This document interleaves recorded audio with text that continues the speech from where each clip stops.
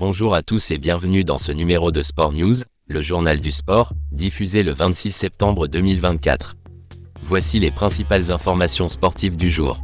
Raphaël Varane a décidé de mettre un terme à sa carrière à seulement 31 ans. Champion du monde en 2018 et vainqueur de 4 Ligues des Champions avec le Real Madrid, il a confirmé sa retraite après une saison difficile avec le club de Comme en Italie.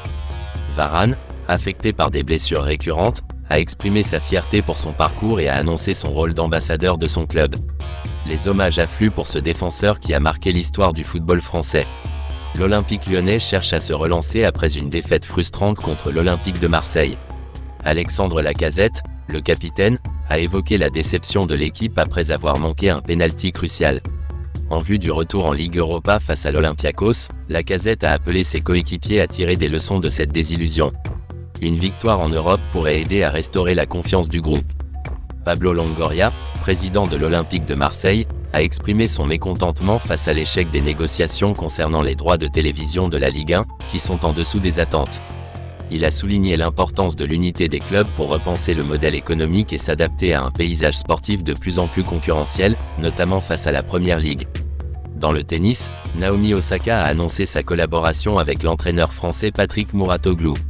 Après une absence due à sa maternité, Osaka a remporté son premier match au WTA 1000 de Pékin avec son nouvel entraîneur.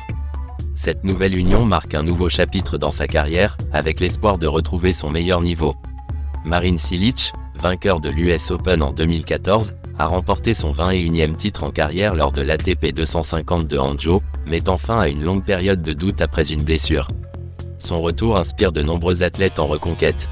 En rugby, l'Union Bordeaux-Bègles attend des nouvelles concernant l'arrivée d'un jeune pilier, Louis Méry, et a prolongé le contrat de Yoram Moefana jusqu'en 2028. Ce renouvellement renforce les ambitions de l'Union Bordeaux-Bègles, qui est sur une dynamique positive. En Formule 1, Jorge Martin de l'équipe Pramac a pris une belle avance au classement général après sa performance à Misano. Le champion en titre, Francesco Bagnaia, fait face à un défi difficile suite à sa chute lors de cette course.